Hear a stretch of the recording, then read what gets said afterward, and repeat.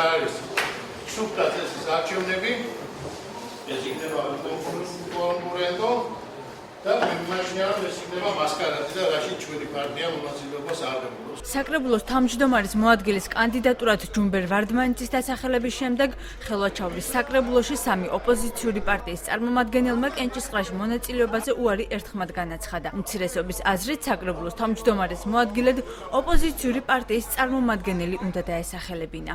გამომდინარე იქიდან რომ დღევანდელმა საკრებულოს უმრავლესობამ მხედველობაში არ მიიღო ამომრჩეველთა ნება 58% ამომრჩევლის ნება რომ მხოლოდ წარმომადგენლები არჩევით ორგანოში საკრებულოში ვერ მივიღეთ ამაზე ჩვენ დადებითი პასუხი რა თქმა უნდა ჩვენ ბოიკოტი გამოვცხადეთ ეს ადამიანები მოვიდნენ სკამისთვის და არა საქმისთვის მონაწილეობის არ მიიღება აი მერწყულეთვე გაუგებარი შემდგომ განვითარებაში წინსვლაში თუ უკუსვლაში იხსნით პასუხისმგებლობას თავდაპირველად საკრებულოს ოპოზიციონერ წევრებს კენჭისყრაში მონაწილეობას ჯუმბერ ვარდმანიძე თავადაც სთხოვდა, თუმცა ისტორიკოს პედაგოგიური გამოცდილების მქონე კანდიდატს ნდობა მხოლოდ უმრავლესობამ გამოუცხადა.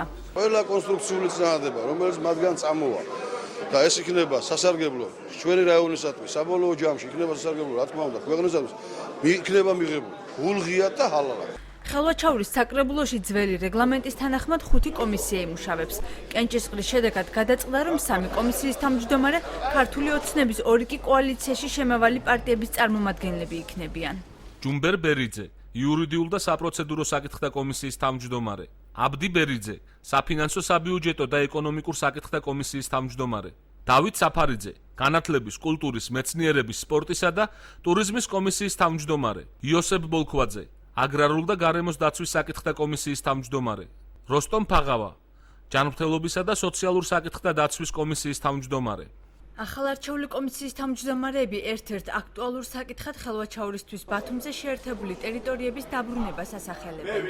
მოსახლეობაში არის განწყობა, რომ რაიონის დონეზე ეს ტერიტორიები უკეთ იქნება, ასე ვთქვათ, მომსახურებული. იმიტომ რომ სოფლის ტერიტორიებზე არის გაზიც, არის შუქიც, არის განათებაც, მოწესრიგებულია გზები.